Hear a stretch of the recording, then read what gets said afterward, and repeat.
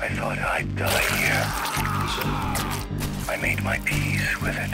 An accident causing the breakout of a deadly and hostile parasite leads to the research facility falling apart, causing massive devastation and death.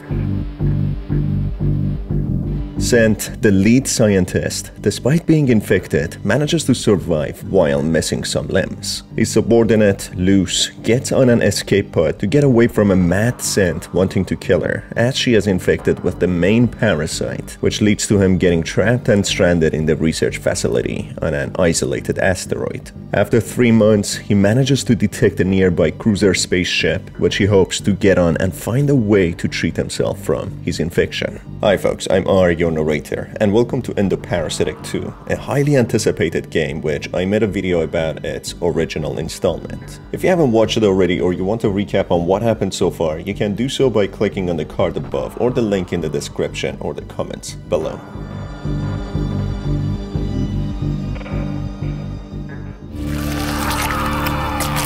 The story of Cynte continues, the disturbed, brilliant scientist driven with one goal only, to advance in science, even if it means costing the lives of people. He was the lead scientist working on a secret research facility on an asteroid in space who gets left behind by one of his subordinates as he seems to be psychotic, wanting to kill others. Despite all hopes seemingly gone, Cynte still tries to get on a ship and leave the research facility on the asteroid as it is infested with hostile parasitic entities. As we learn through his audio log, he is not very optimistic, yet willing to try. The rocket booster's ready, and the Ark ship is close enough to reach.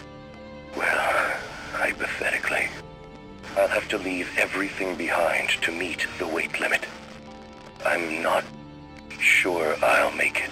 Cynte manages to dock onto a nearby spaceship, seemingly being his lucky day. Happy that he has managed to enter a new spaceship called It. Having a chance to get out of this cursed asteroid, he witnesses a massacre having taken place, with the crew of the ship being butchered, seemingly while all were trying to run away for safety. Some sort of monstrosity must have chased after them, causing this onslaught. Cynte, who by now is familiar and used to parasite-infected bodies, attacking him is well prepared for whatever there is that might come for him. Cynte is infected by a parasite himself, for which he needs frequent vaccines to keep it at bay from reaching his brain and killing him. In the meantime, Cynte hopes to find a lab where he might be able to reattach some limbs to himself, even if it means stealing others, as he lost both his legs and an arm earlier in his story. On his way, he finds a note left behind by the crew of the spaceship, written by someone called Kojo, addressed to someone by the name of Farash. I'm trying to make it to our meeting spot, but I'm in a rough shape. I'm using the adrenaline injectors from the medicine supplies with nitroglycerin for an extra boost. I'll do anything to make it there. I promise. There seems to have been some sort of sudden tragedy or accident leading to the quick death of the crew members. The catastrophe that led to the onslaught of the crew members is unveiled after reading a note left behind by Kojo. It unveiled some sort of outbreak led to mutations which were hostile and attacked the healthy crew. Cynte, soon after encountering one of these mutants, notices how difficult they are to kill, only dying after being shot in the head several times. As Cynte finds a promotional leaflet, he learns that the spaceship was a commercial, all-inclusive luxury cruise where holiday-goers would book and spend days or weeks in. Therefore, the majority of the people that died here were guests on a cruise spaceship who lost their lives in tragedy, a trip that was supposed to be filled with lasting memories and fun activities, turning into a graveyard stranded in space. It seems like Farash and Kojo were good buddies or partners, as they left many notes for each other, desperately trying to help each other after they were separated, hoping to meet one another in the meeting spot. After killing multiple infected and mutated, coming across an audio log by the chief security officer of the ship called Kepler, he explains they found a young woman named Luce, who was in an escape pod from a nearby asteroid, running away from someone chasing her. This is of course in regards to Cynte's subordinate, Luce, who became infected by a powerful parasite herself, which gave her superhuman powers. Cynte, hearing this, is determined to find her and put an end to it all. This is Officer Kepler aboard the Honor of Hesiod. Report on a distress signal at 0400 hours. A young woman named Luce, pleading for shelter from someone pursuing her. Finding another audio log, this time by Luce, it turns out the parasite is taking over her body and mind, being a sinister force, creating some sort of split personality, wanting to infect others and spread, as if acting as a hive mind. Cynte, being full of himself and having a god complex, talks to himself in a condescending manner how Luce was not cut out for it, to have such a divine and powerful parasite, being jealous and bitter that she of all people got the privilege to have the parasite, wishing it was him in order to harness its powers, seeing Luce as below him. Despite having disdain towards Luce and seeing her as someone below her, thinking that he is the most brilliant scientist out there, Cynte is shocked to hear the audio log, as he initially thought she would have a symbiotic relationship with the parasite, harnessing its powers. This also unveils that the cause of the onslaught, with people getting infected and killing each other, was probably Luce, infecting others by her parasite. This is Officer Kepler. Something's affecting the... This is a code red! Something is spreading it!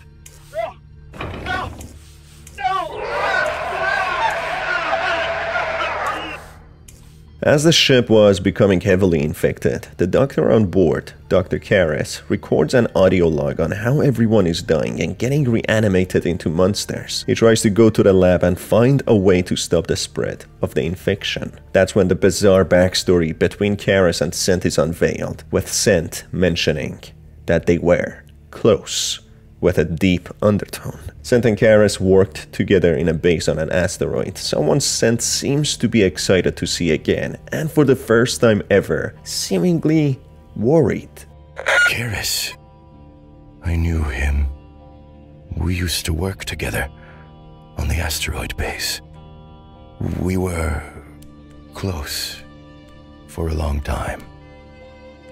Before he left. Cynte was never a person to show emotion or empathy, someone who was only driven by science and achievement, perceiving himself to be above everyone else. But this time around, he seems a little different. Who could have Karras been to make Cynte feel this way? It so happens that Karras is still alive, having trapped himself in the lab to keep all the creatures away. When meeting each other, both Karras and Cynte are delighted, yet awkward, as if having unresolved baggage. Karras explains how he didn't leave on good terms, yet finding it to be a pleasant surprise to see him. By now, it is clear that their relationship was more than just friends, and they have deep emotions towards each other. It could even be said, intimate emotions. Of course, for Cynte, who sees science as the superior aspect of life, and anyone who is not as brilliant as him below him. Someone brilliant like Karras seemed to be equal to him, hence why he probably romantically fell for him. Talking to each other, Karras promises Cynte that he will craft and create vaccines and supplies for him as long as he can bring him samples from the mutated humans. Karras has been in the lab for months now, studying the parasite and feeling like he could potentially develop some sort of antidote which could get rid of the parasite without harming the host. Which could mean Cynte could be treated. In theory. It turns out it has been 3 months since Cynte became infected by the parasite. Luce went to the ship during then as well, causing the crew's spaceship to fall apart. The parasite is a hive mind which wants to spread and infect, hence why it manipulated and controlled Luce to get on board the crew's ship in order to infect it and spread like wildfire. Cynte somehow managed to survive for so long, finding vaccines and taking it a day at a time. He is keeping the parasite at bay, but for Luce, it seems she has the main parasitic entity controlling her and spreading the infection, even going to the planet the people in this universe inhabit to infect every single person there and essentially take over the entire globe. Karras! Is that really you? You look like... Hell. I was gonna say that you've seen better days. That's the nice way of putting it. It's wonderful to see a familiar face. Look, I know I didn't leave on the best terms, but I think we can help each other. I can't survive out there like you can, but I need samples from the mutations for my research. If you can bring me samples from the creatures, I can give you vaccines and supplies. If you keep me stocked, I'll bring you whatever you need. Here. What's this? A comms radio, so we can communicate wherever you are on the Ark ship. If you can bring me back a mutation sample, I'll have some supplies ready for you. I'll do what I can. Thank you, Cynte. It really is good to see you. More dialogue further unveils how it was Karis who left Cynte behind, as maybe it was becoming too serious for him, which led to him feeling scared of losing him. For Cynte, this was very heartbreaking, which might be a contributing factor to Cynte's selfish and arrogant persona. Moving up in this multi-story crew spaceship, Cynte comes to a horrifying sight of seeing a sacrificial ritual with a few crew members sacrificing someone all for the glory of the Adorned One, the hive mind parasite infecting and killing others. Amongst them is the engineer, Trine, who left notes behind, being so hopeful of surviving, but she would never imagine in her wildest dreams the life that she would be living now. Oh, Adorned One keeps us safe, as long as we keep sacrificing people. What happens when you run out of people?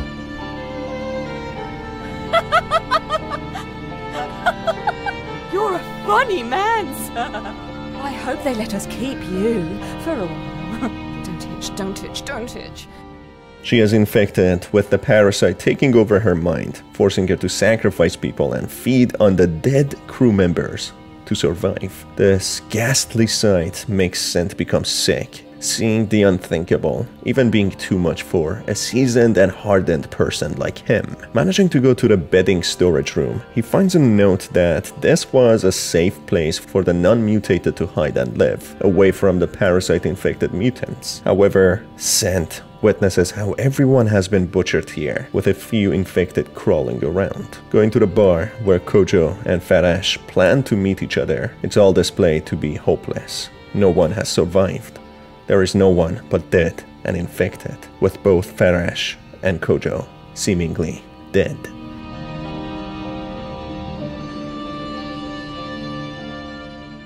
Cynte finally managing to get to the top floor. Passing a pile of dead and mangled corpses, he encounters a badly mutilated and deformed Luce, which makes even Cynte feel empathetic towards her, someone who saw her beneath himself and ridiculed her. But the horrific sight of how badly Luce is infected makes Cynte even horrified. Luce is way past saving. She has become a monster. She cannot control it anymore. Just a shimmer of consciousness is left, watching herself descend lower and lower into insanity and monstrosity as the parasite is taking control, wanting to go to Lymantria in order to infect more people and spread wider. All that, and Cynte thought he wanted this in order to obtain the power to be chosen by the parasite. He thought the parasite specifically chose its hosts, and apart from compatibility, the host had to be worthy. Something that made Cynte have a strange ego trip that it should have been him. But now, observing what has become of Luce, he feels ashamed and sorry for her. Luce, you're... I'm perfect. This is the way I was always meant to be. I just have to make it to Lymantria. We need more. You won't make it that far. Cynte, I wish you would have killed me when you had the chance. Now the unworthy must die!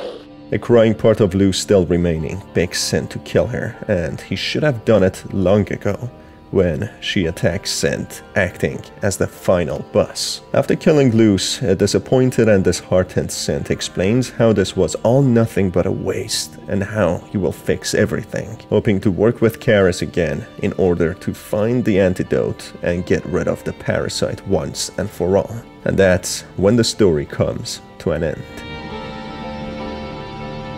Karis, the love item of Cynte, seems to have been sorry for leaving him, wanting to rekindle things with him, which is something that broke Cynte's heart, focusing on research after that only, being driven and motivated by that alone, hence why all his life became science and research and nothing else, seeing everyone's worth to how much they would only contribute to science. But with Karis around, maybe Cynte would become softer, and hopefully they find a cure, as they seem to be two brilliant minds.